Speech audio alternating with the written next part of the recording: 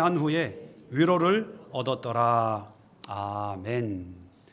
자, 오늘 이 말씀을 가지고 순종 뒤에 깊은 상처라는 제목으로 은혜를 나누려고 합니다. 지난주부터 9월 한 달 동안 아브라함의 믿음과 순종에 대해서 우리 한번 되돌아보는, 되짚어보는 시간을 가진다고 미리 말씀을 드렸습니다. 그래서 지난주에 아브라함 다시 보기라는 제목으로 우리가 익히 알고 있는 모리아산의 아브라함의 순종의 모습을 좀 다른 각도에서 살펴보았습니다. 하나님과의 관계, 또 아들 이삭과의 관계, 그리고 그의 어떤 신앙의 여러 가지 모습들을 우리가 지금까지는 아브라함 하면 믿음의 사람, 믿음의 조상, 하나님 앞에 인정받고 축복받은 대단한 인물로 여겼지만 그 이면에는 또 다른 모습이 있다는 것을 우리가 살펴보았습니다. 그래서 지난주 설교 들으신 분들은 지금까지 익숙하게 들은 설교나 그런 내용과 조금 다른 면이어서 좀 의아해하고 이런 면이 있었나라고 의문과 또 좀 다른 어떤 그런 느낌을 받은 분들이 또 없지 않아 있었고, 또 어떤 분들은 헷갈린다. 지금까지 이런 아브라함 하면 뭐 믿음으로 하나님 앞에 인정받은 믿음의 우리가 본받아야 될 그런 믿음의 표상이었는데 이건 좀 뭐 이런 또 의문을 가지고 있는 그런 분들도 있을 줄로 압니다. 좋은 현상이에요.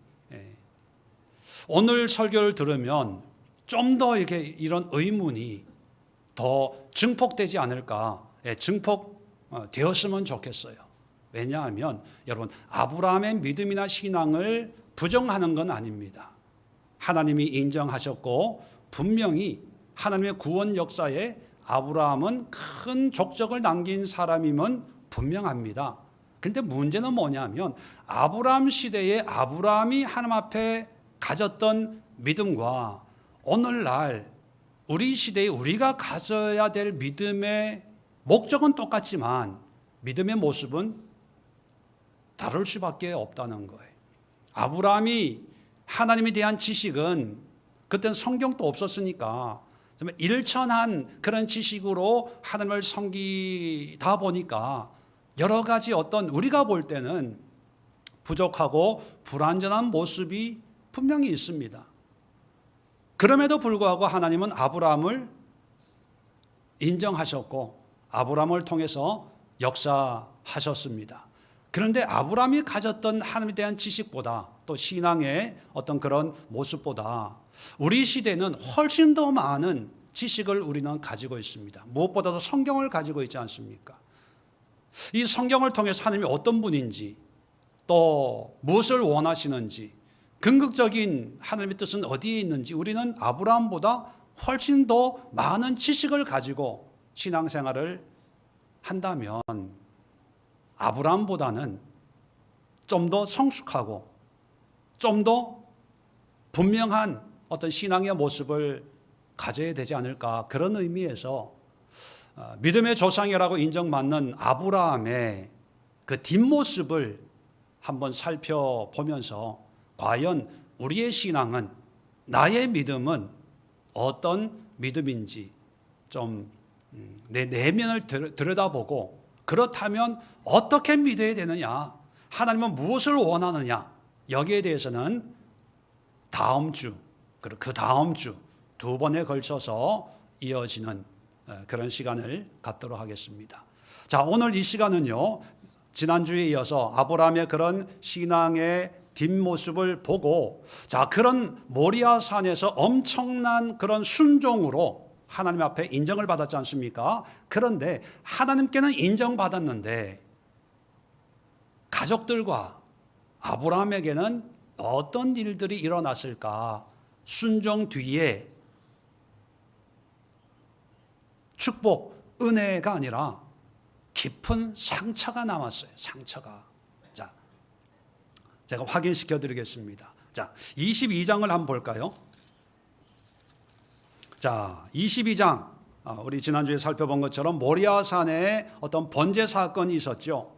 자, 이 번제 사건은 천만다행으로 하나님의 은혜로 이삭이 번제로 바쳐지지 않고 살아서 이제 집으로 돌아오는데 19절 보시면 창세기 22장 19절 보시면 이에 아브라함이 그의 종들에게도 에로 돌아가서 함께 떠나 브엘세바에 이르러 거기 거주하였더라. 자, 이제 집으로 돌아온 거예요. 종들과 함께 돌아왔는데 브엘세바에 돌아왔습니다. 여기가 이제 아브라함이 거주하던 곳이었거든요. 자, 그리고 나서 이어지는 23장을 보면 23장에 이제 사라의 죽음에 대한 기록이 나옵니다. 2절 볼까요? 사라가 가나안 땅 헤브론 곧 기럇 아르바에서 죽음에 아브라함이 들어가서 사라를 위하여 슬퍼하며 애통하다가, 여기 보면 사라가 거주했던 마을을 소개하는데 어디냐 하면 가나안 땅 헤브론이라고 하는 것은 기럇 아르바와 같은 지역이라는 걸 얘기합니다. 헤브론이라는 곳에 살다가 죽어요. 그런데 성경은 아브라함이 들어가서 사라를 위하여 슬퍼하며 애통하다가, 그러면서 이제 막벨라 굴을 사서 거기에 장례하는 장면이 소개되고 있습니다. 여러분, 조금 전에 22장 19절에 아브라함은 어디에 산다고요? 브엘세바에 사는데, 근데 사라 아내는 어디에 살다가 죽습니까? 헤브론이에요. 동네가 달라요. 다르기 때문에 아브라함이 들어가서 이런 표현을 쓰는, 같이 살면 들어가고 말고 할 게 없잖아요. 들어갔다는 얘기는 갔다는 얘기예요. 그곳으로 찾아가서, 그러면 우리는 생각할 수가 있죠. 모리아산의 사건 이후에 아브라함과 사라는 같이 산 게 아니고 떨어져 살았다. 떨어져 살았다. 왜 떨어져 살았는지 몰라요. 자, 그 다음에 오늘 성경을 보면, 오늘 본문을 보면, 오늘 본문은 이삭이 결혼하는 장면이거든요. 리브가를 만나서 결혼하는 장면인데 62절에 보면 그때 이삭이 부엘라 헤로이에서 왔으니 그가 네게부 지역에 거주하였음이라. 근데 이삭이 또 사는 걸 보면 네게부라고 하는 것은 지금 시나이 반도거든요. 광야, 사막을 네게부라고 합니다. 거기에 네게부의 한 중간쯤 되는 곳이 부엘라 헤로이라는 곳이에요. 그리고 그 부엘라 헤로이에서 조금 위로 올라가면 브엘세바가 나옵니다. 전통적으로 이 브엘세바는 이스라엘의 남쪽 경계를 의미합니다. 그래서 북쪽은 단, 남쪽은 브엘세바. 그래서 이스라엘의 영토를 얘기할 때 단에서부터 브엘세바까지, 이스라엘의 가장 남쪽에 있는 경계의 남쪽이 브엘세바고요. 그 브엘세바에서 조금 더 올라가면 예루살렘 근처에, 사해 근처에 헤브론이 나와요. 이 세 지역이 가까운 동네가 아닙니다. 여기서 장기동, 마산동, 양촌 이런 성물이 이런 거리가 아니고, 비유를 하자면 대전, 수원, 김포 뭐 이런 위치에 있거든요. 그럼 여러분 한번 생각해 보세요. 식구가 많지도 않습니다. 복잡하지도 않아요. 그리고 가난해서 먹고 살기 위해서 남편 따로, 아내 따로, 아들 따로, 이것도 아니고, 뭐 기러기 아빠 교육하기 위해서 헤어져 있는 것도 아니고, 아브라함은 말 그대로 부자입니다. 이 부자인데 왜 이 세 식구가, 많지도 않는 이 세 식구가 같이 사는 게 아니고 뿔뿔이 흩어져 살고 있을까요? 그 이유가 뭘까요? 성경에는 그 이유를 구체적으로 얘기하고 있지 않지만 이렇게 흩어지는 이런 모습을 모리아산 그 역사적인 순종 사건 이후에 우리에게 소개해 주고 있어요. 분명히 그 지역을 언급하고 있다는 거예요. 같이 살지 않아. 그러면 우리는 유추할 수 있습니다. 모리아산 사건으로 인해서 아내인 사라가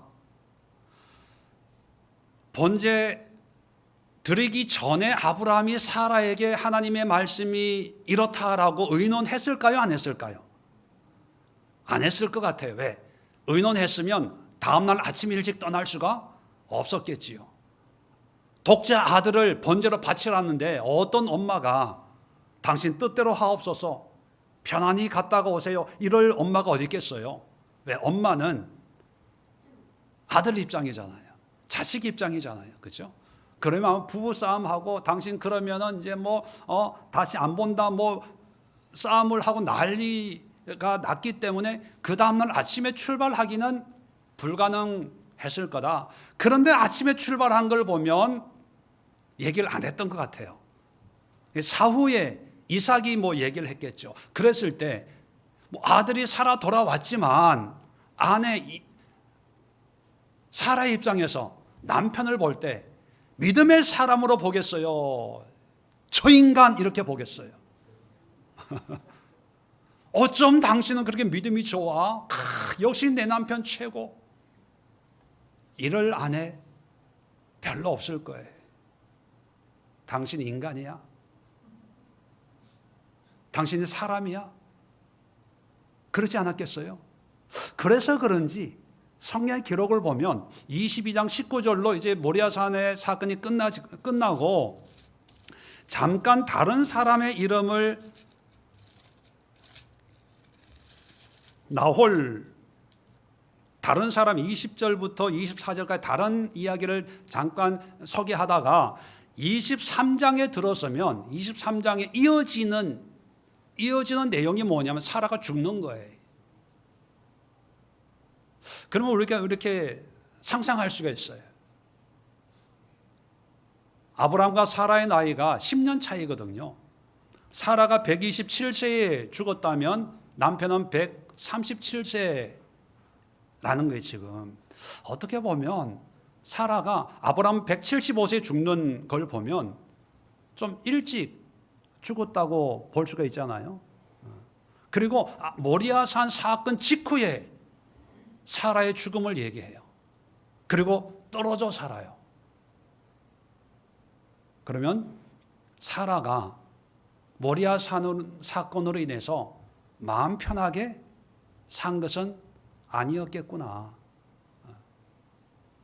그리고 이삭 입장에서도 보면 어느 날 갑자기 하나님을 예배하러 가자. 번제는 어디 있습니까? 하나님이 다 준비해 놓으셨을 거야. 아버지 말 믿고 따라갔는데 도착하자마자 꽁꽁 묶어버려요.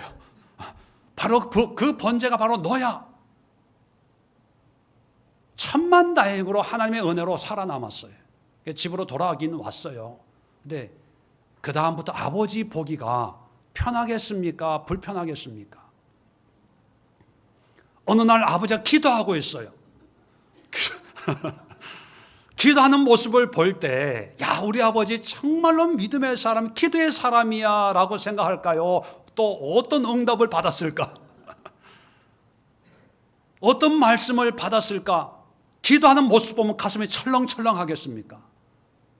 어떤 모습일까요? 아마 전자보다는 후자가 아닐까. 그러면 같이 살 수 있을까요? 그래서 이삭은 아버지와 한 집에 살기가 불편해진 거예요. 떨어져 사는 거예요. 한마디로 얘기하면 놀라운 믿음, 놀라운 순종이 하나님께는 인정받았지만 가족들이요 해체가 돼요. 뿔뿔이 상처에 불편한 거예요.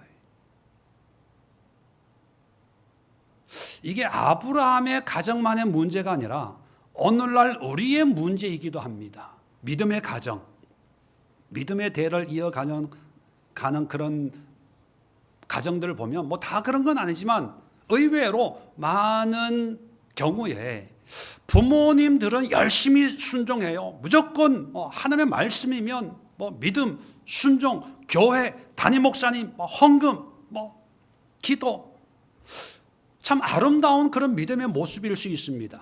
그런데 문제는 뭐냐면 가족들에게는 그게 상처가 되는 거예요. 꼭 그렇게 해야 돼?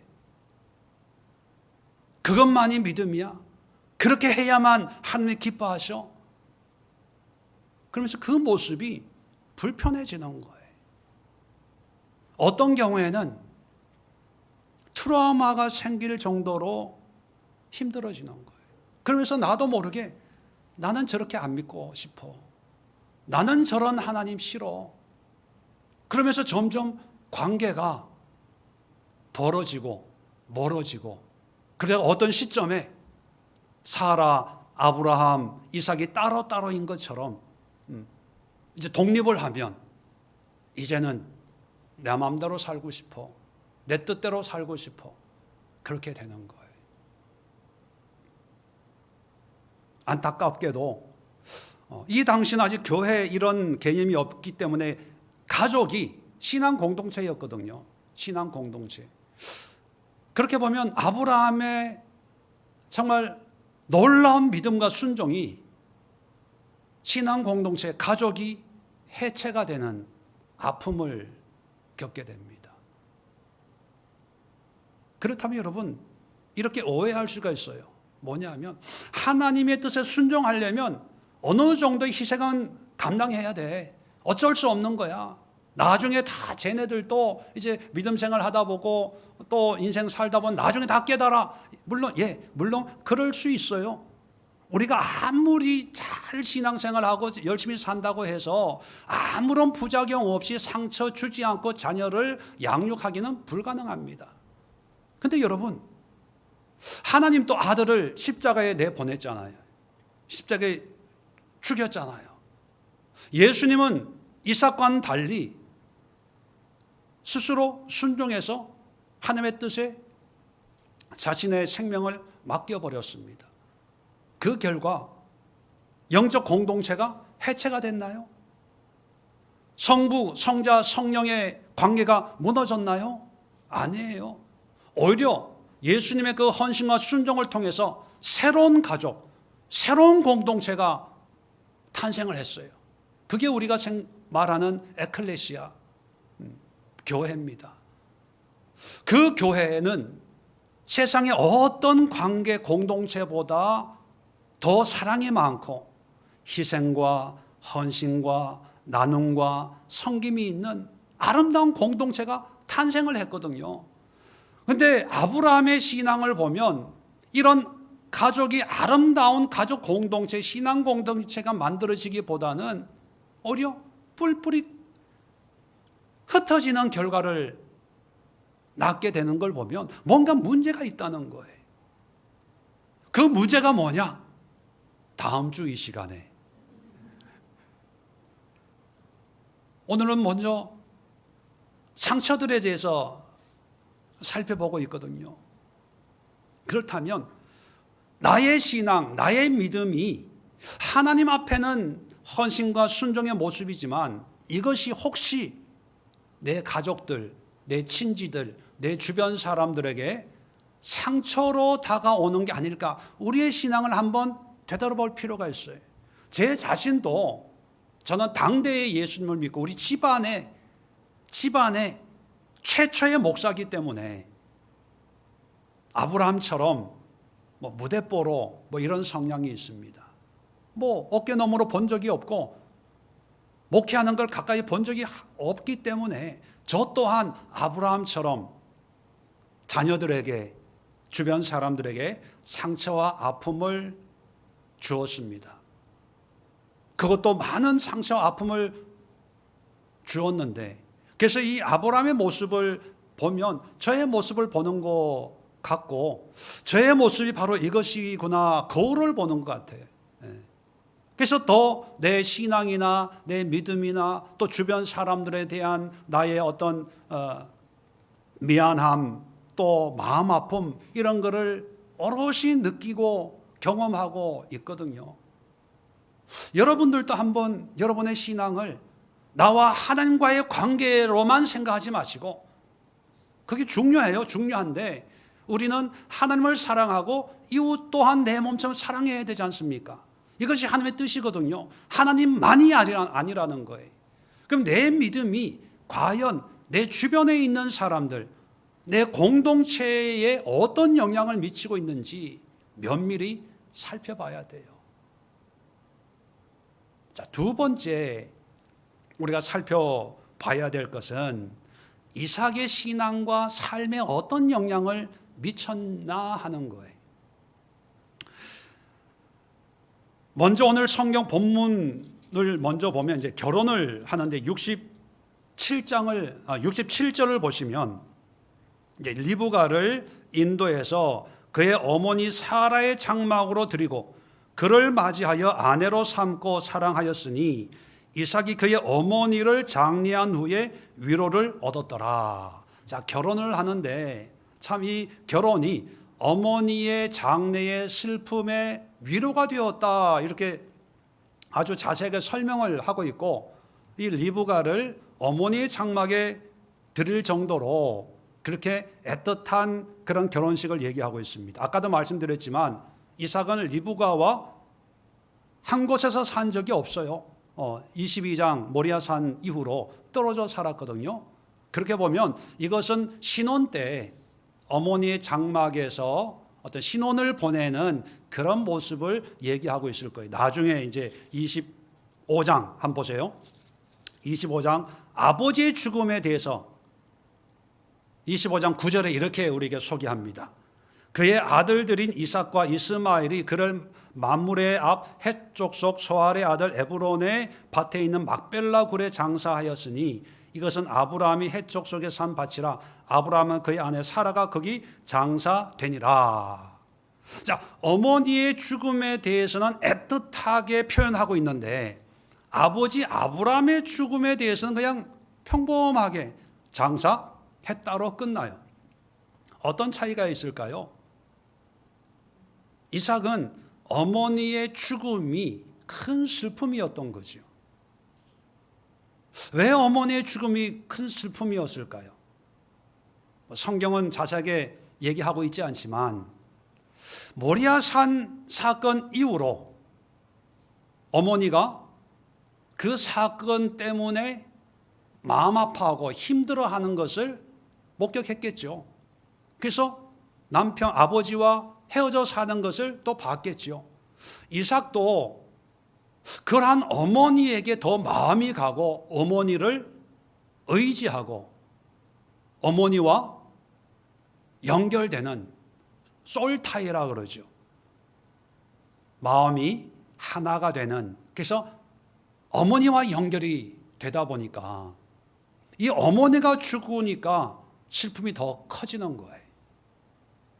다행인 것은 결혼을 통해서 리브가가 그 슬픔의 위로가 될 역할을 했기 때문에 위안을 삼을 정도로 이삭은 어머니의 죽음이 큰 충격이었던 것입니다.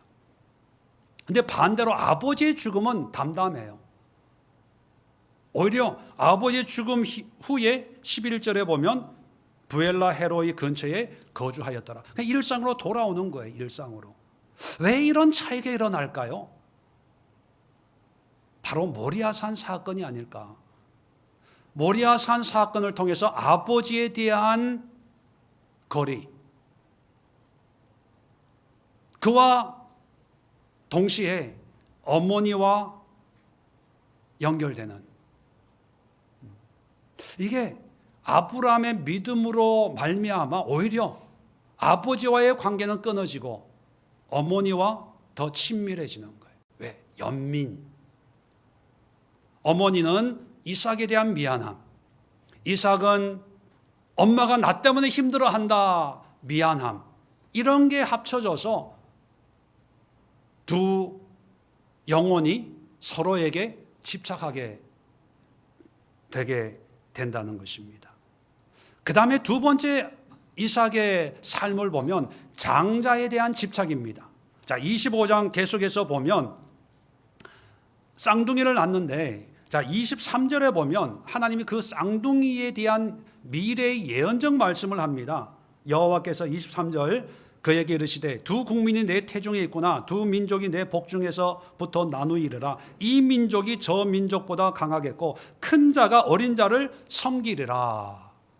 자, 큰 자, 결국은 에서가 야곱을 섬길 것이다 라고 얘기합니다. 그 얘기는 뭐냐면 야곱이 장자권을 가지게 될 거라는 거예요.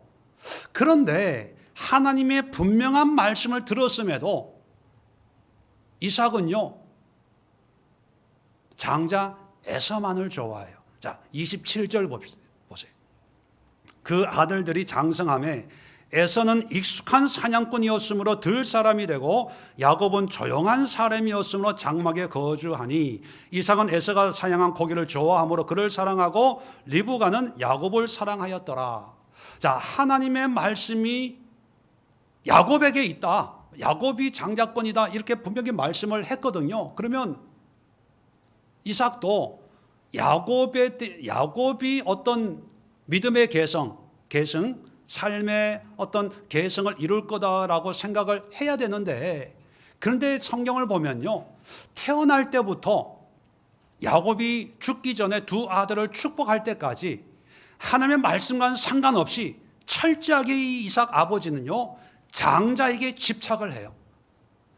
죽기 전에 축복할 때도 야곱이 아니라 에서에게 내가 널 축복할 테니까 별명을 만들어 와라. 그런데 이 얘기를 리브가가 듣고 야곱을 위해서 음식을 해서 거짓말로 아버지를 속여서 축복을 받지 않습니까? 그런데 이 축복할 때도 야곱은 에서인 줄 알고 축복을 해요. 다시 말하면 이삭은요, 처음부터 끝까지 장자에게만 마음이 있고 장자에게 집착하고 장자를 축복해요.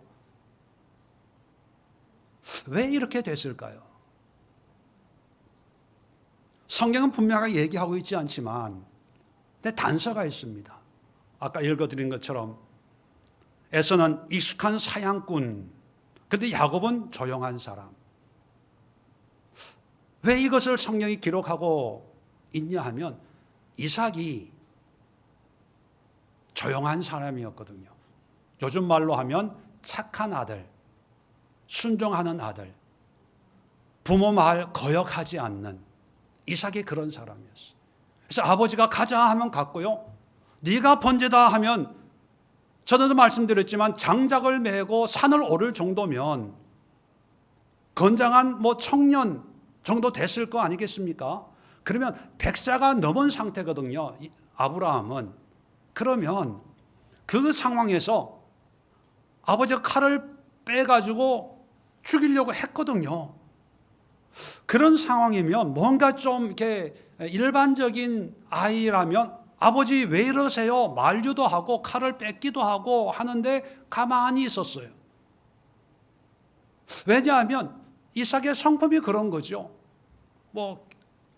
힘으로 뭘 한다든지 좀 이렇게 대가 좀 세든지 이런 게 아니라 얌전한 거예요. 순종적인 거예요. 그런데 이삭은 그런 내가 싫은 거예요. 그런 나를 톡 빼다 박은 애가 누구예요? 야곱이에요. 야곱을 보면 나를 보는 것 같아서 싫어. 그런데 이삭을 보면 에서를 보면 내가 가지지 않는 그런 모습을 얘는 가지고 있는 거예요. 사냥꾼인 거예요. 익숙한 사냥꾼. 호랑이도 잡고 사슴도 잡고 이런 거 보면 내가 좀 저랬으면 그런 마음이 있는 거예요. 그러다 보니까 하나님의 말씀은 야곱이야 라고 하고 장자권도 뺏어가고 축복도 뺏어가고 함에도 불구하고 이 아버지는 내가 갖지 못한 그런 모습을 가지고 있는 에서 하는 거죠. 왜 이런 편애하는 모습이 이삭에게 있었을까요? 그게 모리아산 사건이에요. 아버지를 보면서 나는 어떻게 할 수가 없어. 우리 아버지를 말릴 수가 없어. 나에게는 그런 게 없어. 늘 자기 자신에 대해서 자책하다 보니까 하나님의 말씀은 분명히 작은 자야라고 하지만 자꾸 큰 자에게 쏠리는 거예요. 그 결과 형제간에 에서와 야곱의 다툼과 분열이 일어나는 거예요.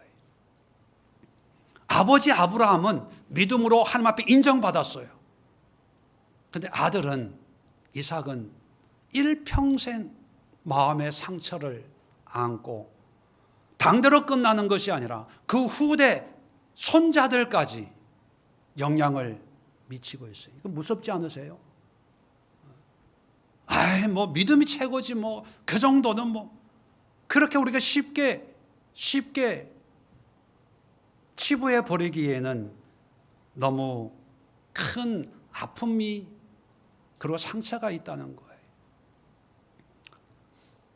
또 세 번째, 이삭의 신앙에 하나님에 대한 관점이 어떻게 변화됐을까? 자, 창세기 31장을 열어보시면 31장 42절. 자, 창세기 31장 42절 봅니다. 자, 이 장면은 뭐냐면 야곱이 밧단 아람으로 도망을 가서 20년 동안 외삼촌 라반 집에 있다가 이제 때가 되어서 다시 고향으로 돌아오는데 갑자기 도망가듯이 야곱이 떠나니까 외삼촌 라반이 쫓아와요. 쫓아오면서 네가 왜 나한테 이렇게 이런 정갈도 없이 이렇게 야반 도주하냐 이런 야단을 이제 치는 가운데 야곱이 이제 하나님에 대해서 얘기하는 부분입니다. 자, 뭐라고 얘기하냐면 42절에 우리 아버지의 하나님 아브라함의 하나님 곧 이삭이 경외하는 이가 나와 함께 계시지 아니하셨더라면 외삼촌께서 이제 나를 빈손으로 돌려 보냈을 것입니다. 하나님이 지금까지 나를 이렇게 지켜주셔서 이나마 이렇게 자녀와 재산을 간수할 수 있었습니다 라고 하는 그런 고백이거든요. 자, 그런데 이 고백에 보면 야곱이 하나님에 대해서 뭐라고 얘기하냐면 우리 아버지 하나님, 이삭이 하나님인 거죠. 또 아브라함의 하나님 곧 이삭이 경외하는 이가 누굽니까? 하나님이죠. 근데 이 경외라는 이 번역이 잘못됐어요. 표준 번역 또 킴 제임스 성경에는 뭐로 번역이 됐냐면 이삭이 두려워하는 분께서 두렵다는 것으로 번역을 해요. 이게 더 정확한 번역입니다. 왜냐하면 여기에 쓰여 있는 경외라는 히브리 말이 파하드라는 단어예요. 파하드라는 단어가 일반적으로 두렵다, 무섭다, 공포스럽다는 의미예요.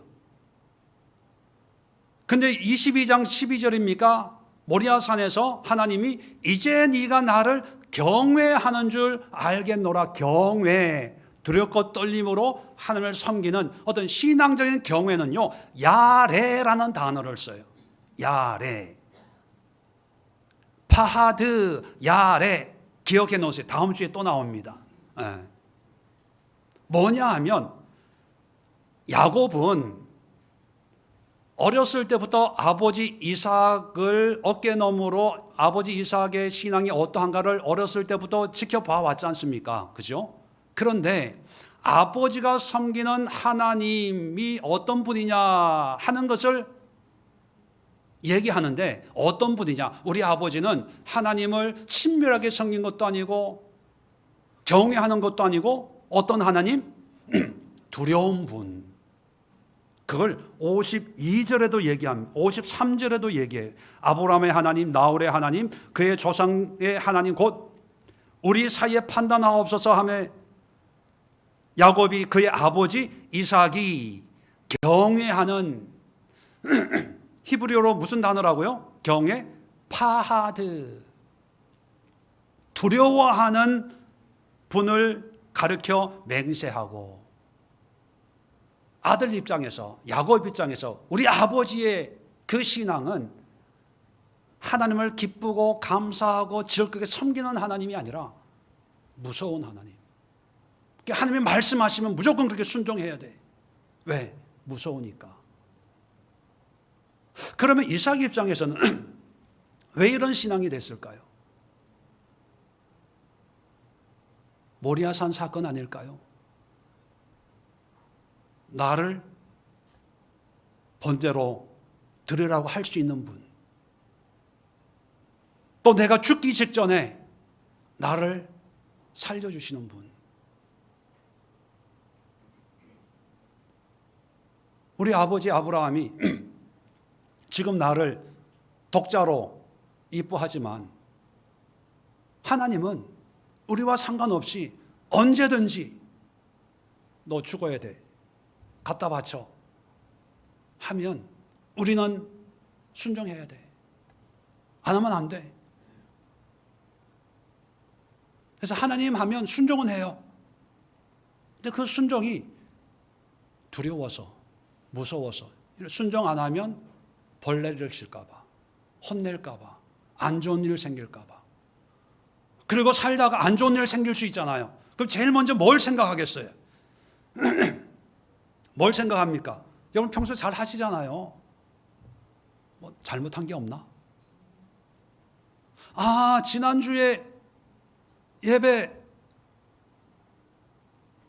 뭐 했다 그러죠? 학교 안 가고 땡땡이 쳐서 그러나? 11조 제대로 안 해서 그러나? 기도 안 해서 그러나? 그러니까 두려우니까 열심히 하는 거예요. 근데 열심히 하는 걸 옆에 사람이 보면 믿음이 좋다고 봐요? 안 좋다고 봐요? 믿음 좋다고 보죠. 근데 본인은 알아요. 신앙생활 해도 그렇게 행복하지 않다는 거. 해야 되니까. 우리 아버지가 그렇게 해왔고 그 모습을 봤기 때문에 나도 그렇게 해야 돼. 왜 해야 되는지는 몰라. 그냥 해야 돼. 그 모습을 또 손자 야곱이 봐요. 그 야곱도 하나님의 이미지가 그냥 두려운 분. 무섭지 않으세요? 물론 아브라함은 믿음으로 하나님 앞에 인정받아요. 근데 그 인정은 받는데 주변에 많은 사람들에게 하나님에 대한 잘못된 이미지를 심어주고 그냥 죽어버려요. 남아있는 사람은 해결할 수가 없는 거예요. 누구한테 얘기도 못하는 거예요. 이삭 같은 경우에는요, 자기의 상처를 오롯이 안고 평생을 그렇게 살다가 죽어요. 자, 그래서 그런지 창세기를 보면 족장시대 이야기가 아브라함, 이삭, 야곱, 요셉 이 네 사람이 이제 줄을 이루잖아요. 근데 이 네 사람 중에 이삭의 분량이 제일 적어요. 이삭의. 그리고 이삭의 이야기는요, 아주 간단해요. 26장, 27장. 26장은 여러분 잘 아시는 우물 사건 있죠. 우물 파면 빼앗기고 또 다른 데 가고. 그리고 27장은 이제 쌍둥이 에서와 야곱 낳는 이야기. 이걸로 끝나요. 오히려 요셉의 이야기에 비하면 너무나 그 내용이 빈약을 한데, 왜냐하면 상처받은 이 야곱이 줄 수 있는 영적 감동이 그만큼 적었지 않았을까. 마음 아픈 거죠. 이게 다 누구의 영향이냐면 아버지의 영향이에요. 그렇게 보면 여러분, 부모로서 또 자녀로서 우리는 피할 수 없이 부모의 영향을 반드시 받습니다. 하다못해 나는 우리 부모처럼 안 살 거야 부터 시작해서, 또 우리 부모님이 이런 게 좋아라는 것부터 시작해서 어쩔 수 없이 우리는 부모의 영향을 받습니다. 좋든 안 좋든. 마찬가지로 우리가 부모가 되었으면요, 어쩔 수 없이 좋든 안 좋든 우리 자녀들에게 영향을 분명히 미칩니다. 이건 믿는 자든 안 믿는 자든 상관없이 모든 인간이 동일해요. 거기다가 우리는 신앙을 가지고 있지 않습니까? 신앙도 지금의 여러분의 신앙 100% 제가 단언하건대 이제 믿음의 이제 대를 이어오시는 분들 보면 100% 부모의 영향을 받습니다. 그리고 지금 신앙생활하고 계시잖아요. 100% 여러분의 신앙은 자녀들에게 영향을 미치고 있어요. 그게 좋은 거든 안 좋은 거든 영향을 미치고 있어요. 그렇다면 우리가 씨름해야 될 것은 하나님께 믿음을 안 가지고 순종을 안 해야 되나, 미뤄야 되나, 뭐 이게 아니라 믿어야 돼요. 순종해야 돼요. 헌신해야 돼요. 단, 좋은 본보기는 보여줘야 되겠지만 깊은 상처는 되도록이면은 적게 미치는 방법이 뭐가 있을까? 우리는 고민을 해야 돼요. 그렇지 않으면 내가 받은 상처, 내 자녀들에게 똑같이 전달해줘요. 뭐 불신앙이나 죄가 뭐 유전된다 이런 얘기를 하는 거 아닙니다. 영향을 받는 거예요. 영향을 끼치는 거예요. 그들의 생각, 그들의 신앙, 그들이 생각하던 하나님에 대해서 요즘에는 하나님을 무서워하는 시대는 아닌 것 같아요. 오히려 요즘에는 하나님을 우습게 여기는 시대가 되어버렸어요. 왜? 부모님들 신앙생활 하는 거 보니까 뭐 기도한다고 해도 뭐 되는 일도 없고 하나님 앞에 뭐 헌신하고 충성한다고 해도 남들보다 뭐 더 잘 되는 것도 없고 오히려 더 안 좋아. 그러니까 기도한다고 그래도 웃어요. 속으로 비웃어. 아빠 기도해 보세요. 뭐 어차피 우리가 해야 될 일이지 기도한다고 됩니까?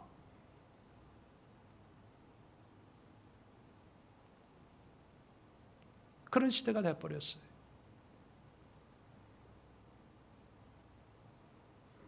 마지막 세 번째로 아브라함 자신의 삶을 보면요, 믿음의 조상입니다. 참 믿음으로 어떤 구원받은 하나님의 백성들의 어떤 대표성을 가지고 있는 참 뭐 이거 세상에 어떤 누구도 누릴 수 없는 그런 은혜 아닙니까? 그런데 아브라함의 개인적인 삶을 보면요, 그 인생을 보면 창세기 12장부터 25장까지 이제 아브라함의 이야기인데 이 아브라함의 삶을 보면요, 다 분열과 이별과 헤어짐의 연속이에요. 가족들도 뿔뿔이 흩어지잖아요. 근데 12장에 보면 본토 친척 아비집을 떠나요. 가나안 땅으로 옵니다. 올 때 조카 롯도 함께 오지 않습니까? 자, 조카 롯과 오는데 어느 순간에 이제 헤어질 때가 되었어요. 서로 재산이 많으니까 함께 동거하기가 너무 힘드니까 헤어지자. 헤어지는데 롯은 어디로 갑니까? 소돔 땅으로 가요. 이제 성경은 분명히 13장 한번 읽어보세요. 자, 13장 소돔 땅으로 가는데 13장 13절에 소돔 사람은 여호와 앞에 악하며 큰 죄인이었더라. 소돔은 믿음을 가지고 있는 사람이 살기에 좋은 곳이 아니거든요. 그러면 여러분 같으면 롯을 사랑하고 신앙을 중요히 여기는 사람 같으면 롯이 이곳으로 가겠습니다 하면 가라 그래요? 말려요? 말리죠. 다 좋은데 네가 거기는 안 맞아 라고 하는데 말렸다는 얘기는 없습니다. 그래서 롯이 그곳으로 가요. 근데 14장에 가면 롯이 포로로 끌려갔다는 얘기를 듣고 구출해 나와요. 구출해요. 자, 구출해 온 뒤에 이 롯은 또 어디로 떠나서 살았을까요? 19장에 보면 또 소돔으로 가요. 그래서 소돔성 멸망할 때 이제 구출을 받는 거죠. 여러분, 조카가 2번씩이나 소돔에 간다고 하면 웬만한 사람이라면 야, 한 번 가봤으면 그게 어떤 곳인지 아니까 가지 말고 다른 곳으로 가라라고 할 텐데 막지를 않아요. 그리고 18장에 오면 하나님과 이제 소돔의 구원을 위해서 실험하는 장면이 나오지 않습니까? 의인 50명이 있으면 40명, 30명, 그죠? 자, 그 실험할 때 어떤 분들은 아브라함이 조카 롯을 구원하기 위해서 하나님과 씨름했다라고 생각을 합니다. 그런데 저는 그렇게 생각하지 않아요. 왜냐하면 조카 롯과 롯의 구원을 염두에 두었다면 10명에서 맞춰서는 안 되는 거예요. 10명에서 맞췄거든요. 10명이 아니라 5명, 5명이 아니라 뭐 1명 이렇게. 왜냐하면 조카 롯의 식구가 10명이 아니거든요. 롯의 부부하고 딸 둘, 4사람밖에 없었거든요. 그러면 의인 10명이 있으면 하면 안 되잖아요. 의인 4명이 있으면 뭐 결혼할 사윗감도 생각해 보면 적어도 뭐 의인 5이나 6 정도 있으면 여기까지 가야 되거든요. 근데 10명까지 하나님이 있으면 용서해 주겠다 했는데 거기서 끝나요. 그 얘기는 뭐냐면 조카 롯에 별로 크게 관심이 없는 거예요. 그리고 21장에 보면 이삭이 태어납니다. 이삭이 태어나니까 이스마엘이 괴롭히는 모습을 봅니다. 그래서 아브라함이 어떤 결정을 내립니까? 하갈과 이스마엘을 내쫓아요. 자, 25장에 아브라함의 죽음 전에 1절에 보면 아브라함이 후처를 맞이하였으니 그의 이름은 그두라라. 자, 후처 이야기가 나옵니다. 그두라. 자, 이 그두라라는 이 후처를 얻은 때가 언제일까 한번 생각해 보면 아내 사라가 127세에 죽었으면 아브라함은 137세였거든요. 137세 사라가 죽어서 적적해서 후처를 얻고 2절에 보면 6 아들을 낳아요. 그러면 여러분 100세에 이삭을 낳은 것도 우리는 기적이라고 얘기하잖아요. 근데 137세에 결혼해서 아들 6 낳는 건 더 기적이에요. 그러면 137세에 뭐 아이를 낳기가 이제 육체적으로 힘들었다면 사라가 죽기 전에 후처를 얻어서 이 6명을 낳았다고 보면 본처가 있는데도 후처를 얻었고 아까 얘기한 것처럼 뿔뿔이 흩어져 있었잖아요. 브엘세바에 아브라함이 살 때 적적해서 이 후처를 얻은 그두라라는 이름이 향내, 향기라는 뜻이에요. 이 향내나는 아리따운 아가씨를 얻어서 살았다는 얘기는 외로웠다는 거거든요. 하나님 앞에 인정받았는데 결국 자기 삶은 헤어지고 이별하고 내 주변에 사람이 없는 거예요. 그래서 여자를 만나서 이제 살게 된 거죠. 자, 그런데 이제 죽기 전에 이 서자들이 첩의 아들들이죠. 자, 6절 볼까요? 자기 서자들에게도 재산을 주어 자기 생전에 그들로 하여금 자기 아들 이삭을 떠나 동방 곧 동쪽 땅으로 가게 하였더라. 이 서자들도 함께 살지 못하고 동쪽으로 흩어지게 만들어요. 물론 아브라함이 모든 여러 민족의 조상이 되도록 하기 위해서 하나님이 이렇게 하신 거야 이러면 할 말이 없습니다. 아브라함을 통해서 그 씨를 통해서 열방 민족들이 이제 시작이 되는 거니까. 그런데 그렇게 생각할 것이 아니라 아브라함의 이런 기질 때문에 하나님이 이것을 쓰신 거야. 그렇게 보면 하나님의 뜻에 순종하는 이별이라기보다는 아브라함 자체는 하나님을 믿는 믿음은 있지만 인간적으로 보면 하나 되기 어려운 사람이에요. 아브라함 같은 사람은요, 쉽게 표현하면 1년에 딱 한 번 만나면 딱 좋은 사람. 왜 자꾸 옆에 있는 사람 보세요? 일주일에 한 번, 한 달에 한 번 만나면 힘들어. 거리를 두고 싶은 사람. 한 번 만나기만 하면 하나님 얘기만 해. 기도 얘기해. 응답받은 거 얘기해.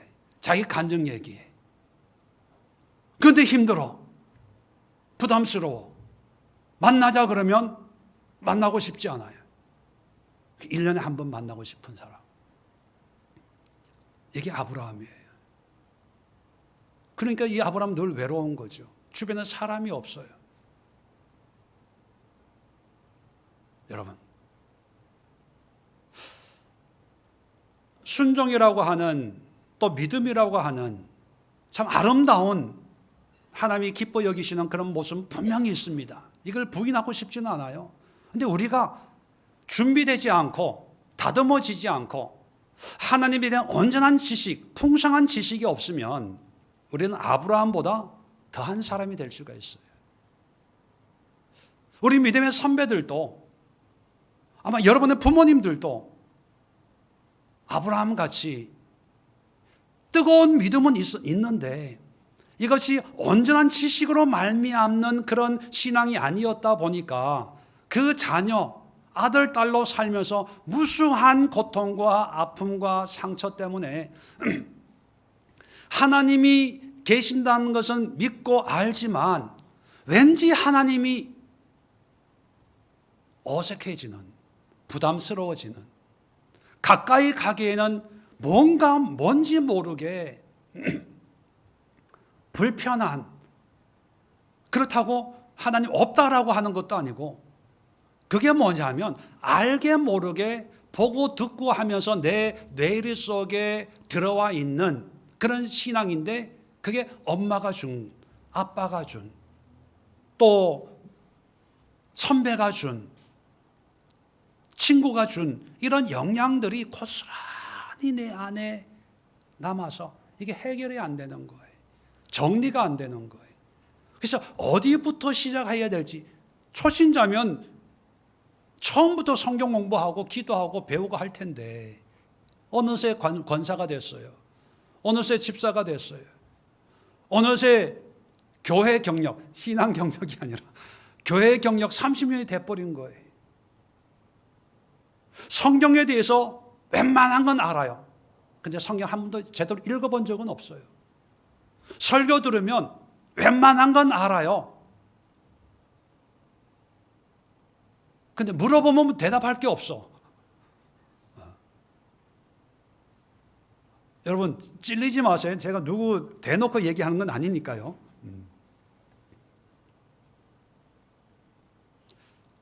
그런 모습이 너나 할 것 없이 다 우리가 가지고 있는 그런 모습이 아닐까. 그렇다면 과연 우리가 가져야 될 신앙의 모습은 뭐냐? 제2, 제3, 제4의 아브라함만 양상하면서 하나님의 영광, 하나님의 뜻, 하나님의 말씀, 순종, 믿음만을 외치면서 그렇게 신앙생활하는 것이, 그것이 정상일까? 아니면 성경 끊임없이 하나님에 대해서, 하나님의 마음에 대해서, 하나님의 뜻에 대해서 우리에게 말씀하고 있잖아요. 그렇다면 아브라함 같은 그런 성도를 원했다면 성경이 아마 3분의 1 이하로 줄어들었을 거예요. 왜? 믿어. 믿음으로, 믿음을 의로 여기셨더라. 순종해. 순종으로 내가 너를 복을 주겠다. 아마 그렇게만 하셨을 거예요. 근데 성경에는 하나님에 대해서, 우리의 삶에 대해서, 신앙에 대해서, 믿음에 대해서 잔소리 하듯이 얘기하고 있거든요. 그러다 보니까 66권이나 되는 성경이 우리에게 주어졌는데 이 성경의 의미가 과연 뭘까요? 그냥 믿으면 돼. 순종하면 돼. 하나님만을 믿어. 과연 그것일까? 다음 주부터는 이런 아브라함의 믿음에 어떤 변화가 있어야 될 것이냐, 거기에 대해서 우리 또 2주간 아주 이제 중요하지, 이제 본론입니다. 지금까지는 의문, 문제 제기였다면 여기에 대한 이제 정리하는 그런 시간이 될 것 같습니다. 여러분, 한 주 동안 여러분의 신앙을 한번 생각해 보시고 주변을 돌아보세요. 좋은 게 아니고요, 괜찮아가 아니라 누군가는 아파하고 힘들어하고, 누군가는 왜곡된 하나님의 이미지를 가지고 나 때문에 그렇게 살고 있는 건 아닌가 한번 되돌아보면서 여기서부터 새롭게 한번 변화돼 보리라, 새로운 하나님의 은혜를 누려보리라는 어떤 도전, 사모함, 그러면 갈망이 회복되는 그런 한 주간 될 수 있기를 부탁을 드립니다. 기도하겠습니다. 좋으신 하나님 아버지, 은혜와 사랑